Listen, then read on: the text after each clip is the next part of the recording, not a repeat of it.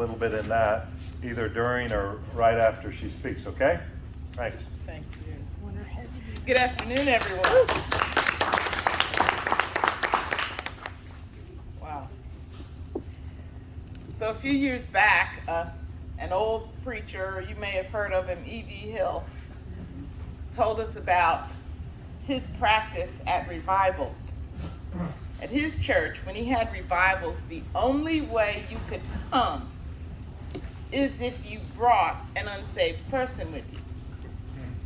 And he said his attendance rates were always really, really low, but the conversion rates were always really, really high.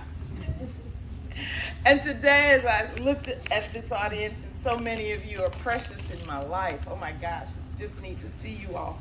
I thought about E.V. Hill, and I said, well, Shine, when you bring Denise Watts Wilson, your attendance rate might be really, really low, but the friend rate is really, really high. So thank you, my friends, for coming and blessing me with your presence today. They just kind of asked me to talk about life, my life. I hate to put the first person pronouns on things, but it's my life. Wow. And so I just wanted to kind of share. First of all, my watchword. I never ever forget. Paul said, we have this treasure in earthen vessels, that the excellency of the power may be of God and not of us. I never for a second forget that there's nothing about me that qualifies me even to stand here today, but for the opportunities God has given me in my life. So I keep that verse. And about 10 years ago, I found a verse. God added a verse in the Bible just for me. It's probably more like 20 years ago. And it says, oh God, you have taught me from my youth. And to this day, I declare your wondrous works. And this is the part that was for me 20 years ago, 10 years ago, whenever I discovered it. Now also that I am old and gray-headed, oh God. Don't you love that? We may not like being there, but it's nice to know he was preparing for us. Do not forsake me until I declare your strength to this generation, your power to everyone who is to come. That's Psalm 71:17, if you want to write that one down. I see a few people who could use it, but I'm not pointing to it. Oh golly, in 1976, when I first came to Louisville, I was in seminary. I was serving a church as just kind of a random member serving, doing random things. They didn't give you positions back then. And I would go to our senior citizens because I knew they were home all day. They were fairly healthy. And they had wisdom from years of living in the church and walking with Christ. And I would be all excited, and I would go to them and I'd say, oh, Sister so-and-so, we need somebody to help us do this for a few hours a week. Can you do this? And Sister so-and-so would say, look, I've done my share. I'm through. So I'd go to Brother so-and-so. Brother so-and-so, can you help us with it? Look, I've been working for 40 years. I'm through. And I made myself a promise back then. I said, you know what? I will never dye my hair. I want it to get good and gray. And I want to show those old folks what they ought to be doing for Jesus. Right. And I laughed because it actually came. God still wants you. And the first place that I'm figuring out that he wants you, how many here are grandparents? How many of you get to spend time with your grandchildren? Okay. And what do they say? This bud's for you, except it's not a bud.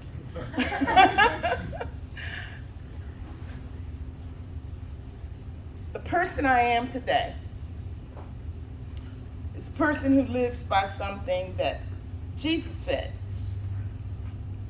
In Matthew 10:34, he said, "Do not suppose that I have come to bring peace to the earth. I didn't come to bring peace, but a sword." And that's why in Ephesians 6, Paul tells us to put on the full armor of Christ. We are so blessed here in Oldham County. We have it all. And we want it all comfortably. Right? We want lives that are joyful and happy and peaceful. And we work hard to get that for our kids and our grandkids. So when they come, we spend a lot of time entertaining them, don't we? Right? Anybody want to confess? Sure. If we're not trying to entertain them, we're trying to amuse them, right? You know what entertainment means?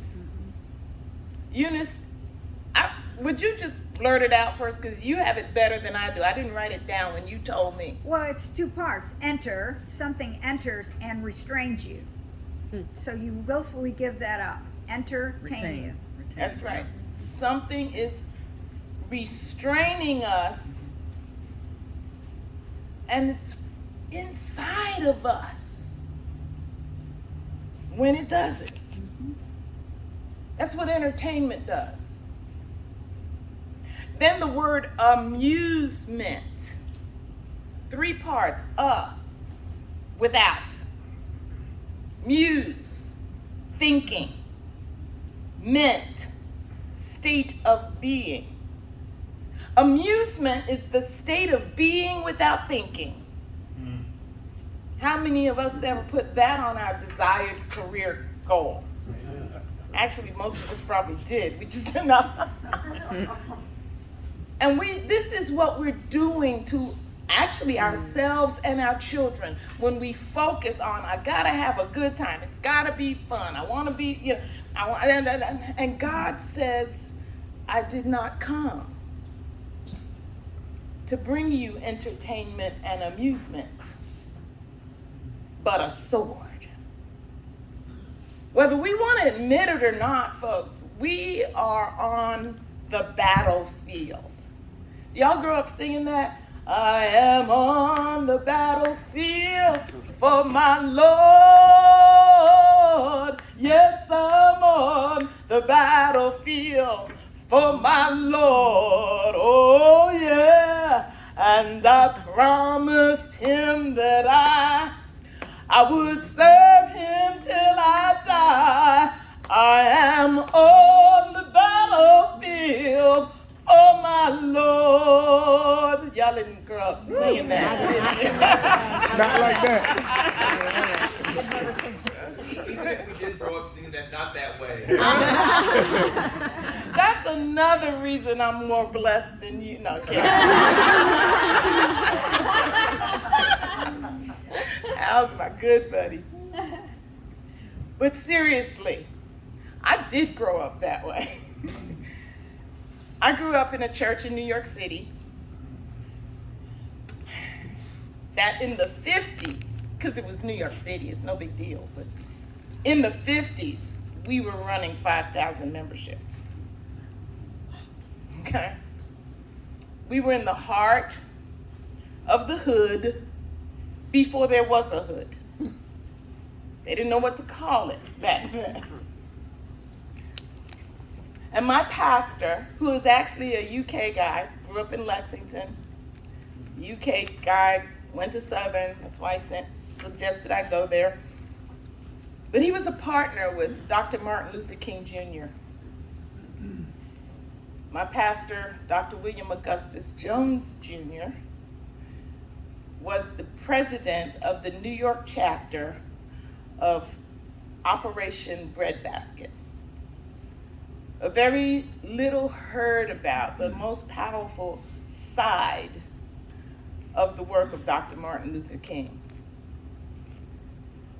Because, and I will say this, anybody wants to get mad can get mad later, but unlike the movements of today, that movement was not about you owe me something whether I earn it or not.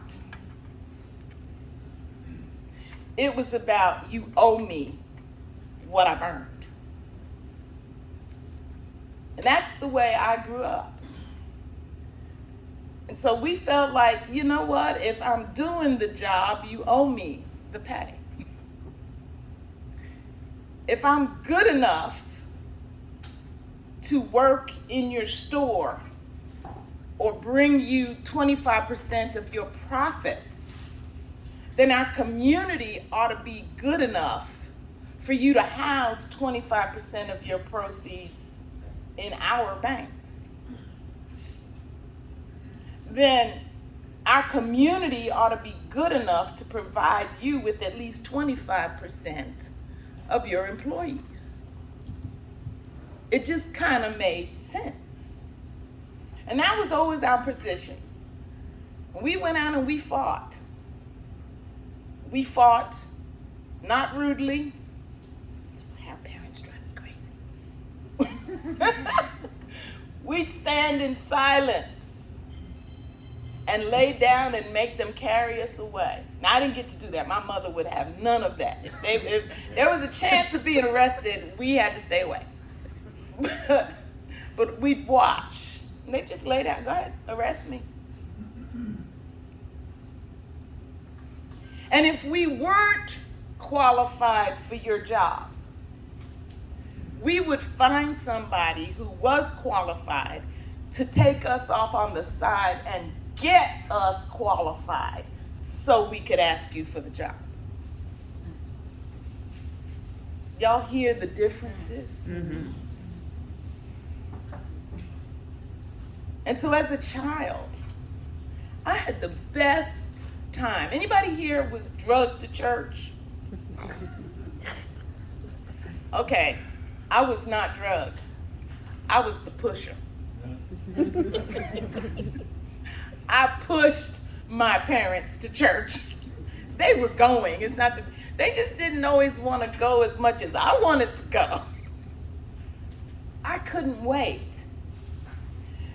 When I was 5 years old, this is my first major remembrance of involvement. When I was 5 years old, our church had this little thing called a Tom Thumb wedding. That's where the kids would dress up, bridegroom, they had a little preacher, and they would perform a wedding ceremony. I suppose there was a reason for this, but they didn't tell me what it was. So at 5 years old, I was the soloist. And I got to stand up and sing, because you've come to me with naught save love. Did not know what those words meant. But I got to do that. And at 5, I had a definite identity as a public singer because of my church involvement. At 7, my piano teacher, first of all, don't even tell her that I ever said I had one, because I am so bad. But I had a piano teacher who probably noticed how bad I was, but also noticed that I could sing. She directed our adult choir. And she tried to get me into the adult choir at 7 years old. I mean, it was cute when I came to rehearsal and I knew all the songs and I could sing them better than some of the people in the choir. It was not cute when she suggested me for membership. They were like, this is not a nursery. That hurt. But 3 years later, because my church is big and slow, one of the members who heard about my experience with the adult choir started a children's choir. And of course, I was one of the first members. And 10, 11, and 12 years old, and then of course we had kids all the way down to 4 and 5 years old. We learned how to sit in church quietly. We learned when it was our turn to sing how to stand up, face that way, file out, get in position, and no adult was there. I mean, they were there, but not up with us. And we learned to sing in 4-part harmony. And for a kids choir, we were pretty good. We actually did tours around Brooklyn. We sang the songs from Sound of Music. And only about 25 years ago did I realize that Sound of Music came out that year.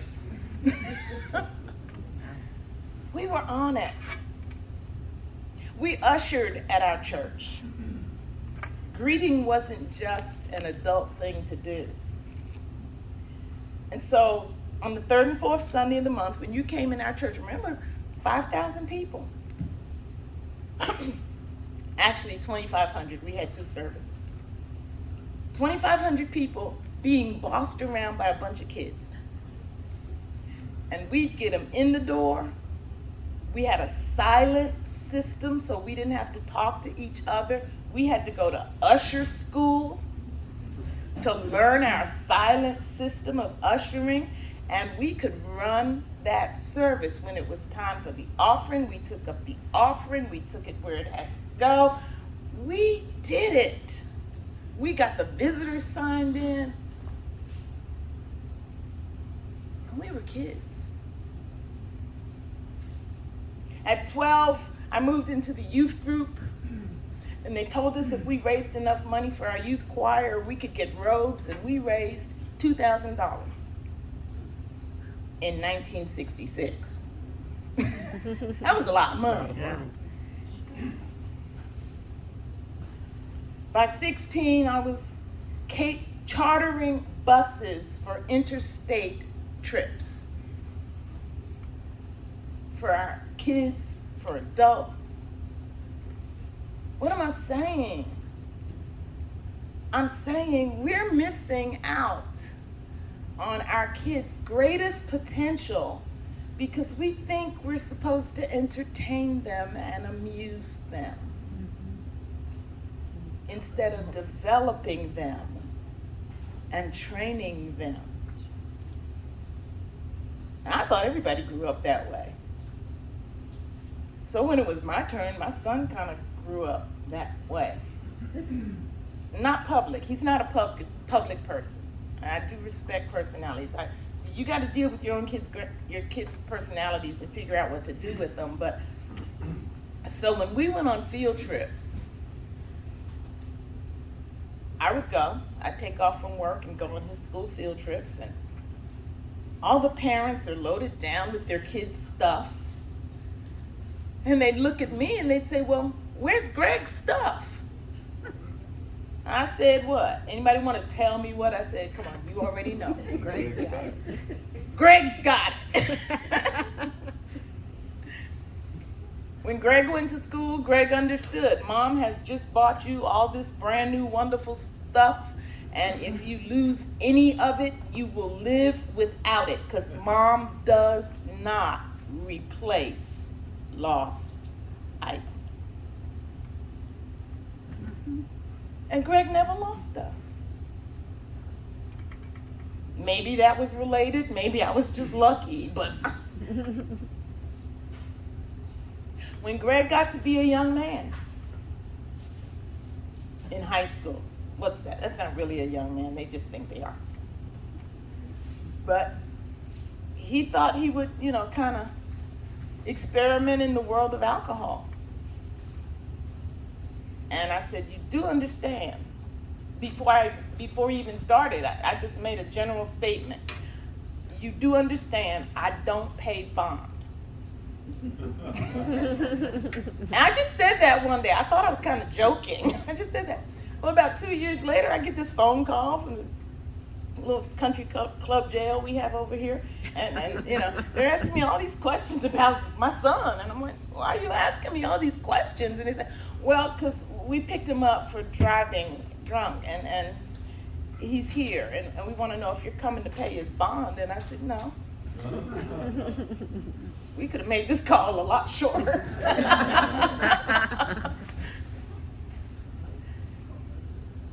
And the next morning, when he got out, he called me from Highway 42 and 53. He said, Mom, I'm going to be late to work. I'm trying to go get my car. They told me it was in impound, and I'm walking to get my car. He said, but would you please, I'm going to be late. I can't do it. Would you please come get me and help me? I said, sure. So I picked him up. He got in his car. He was at work. I'm not even sure how he smelled, but he was at work. That happened one more time. This time it was Jefferson County that called me.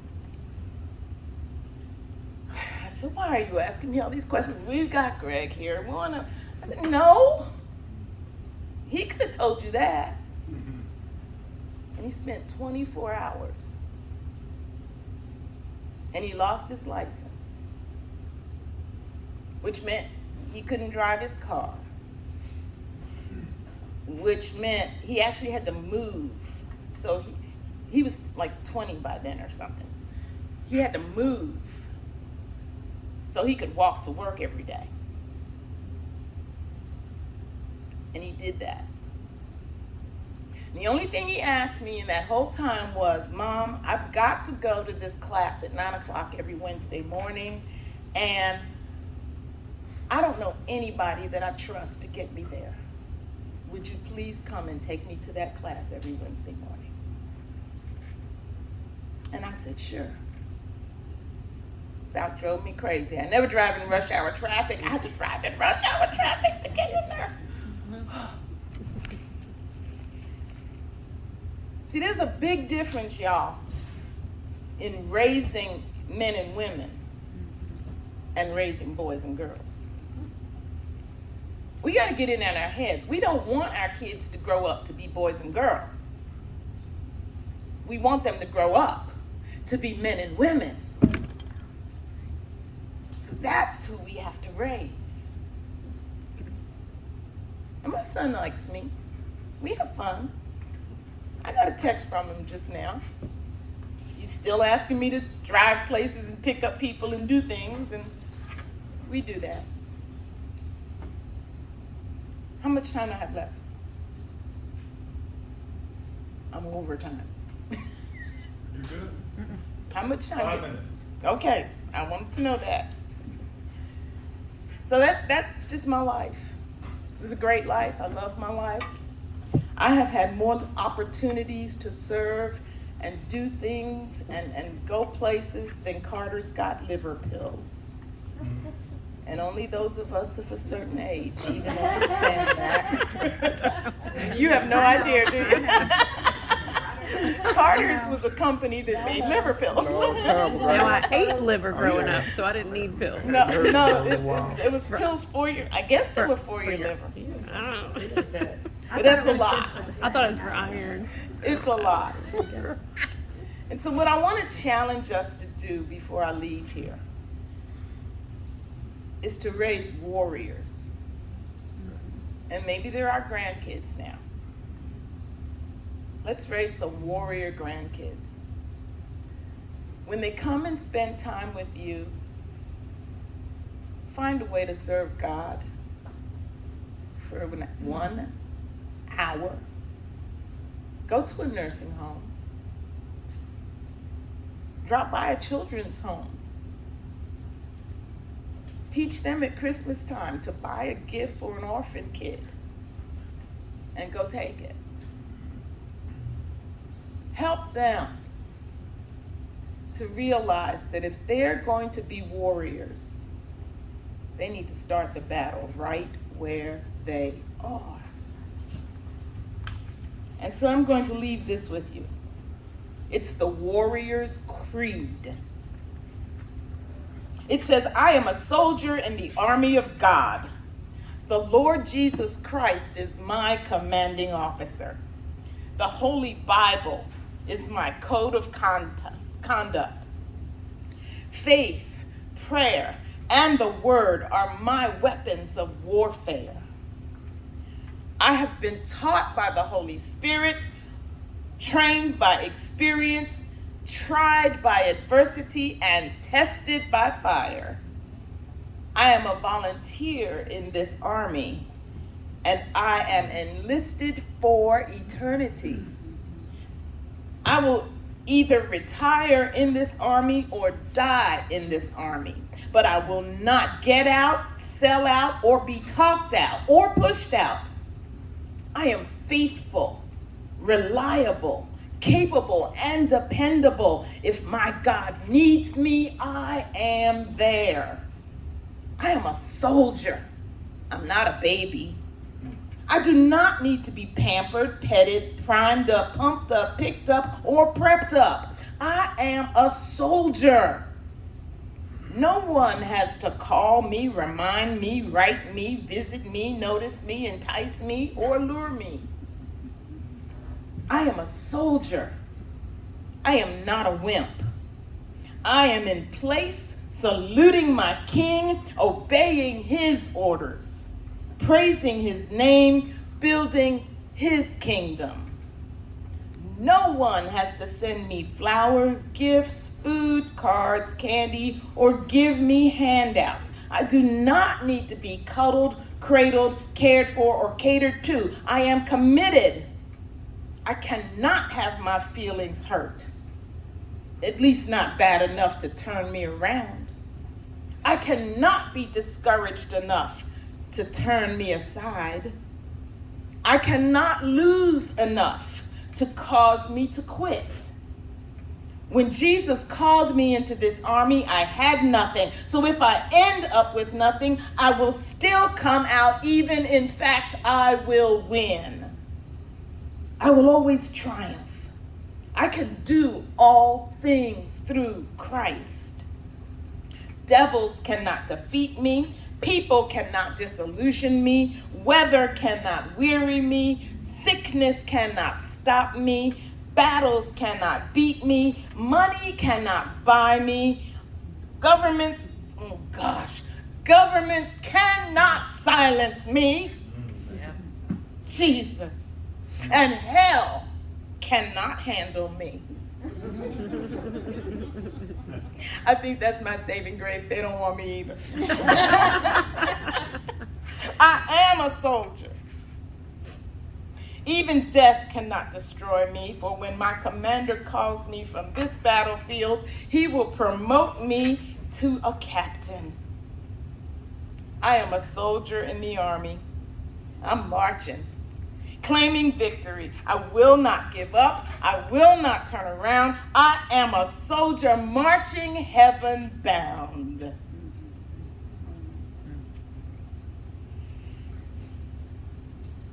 There are 4 kinds of soldiers. The active duty soldier is serving the Lord faithfully, daily, and on duty, 24/7, 365. The reserve status soldier is serving only when called upon, or twice a year, Christmas and Easter. The guard status soldier is backing up the active duty soldier. The AWOL is absent without the Lord. Which kind are you?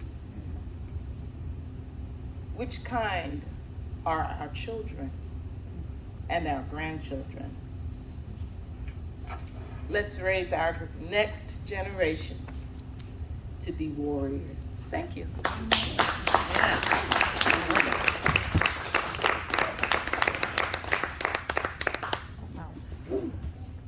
Anybody here a challenge? Charge? Anybody here have kids?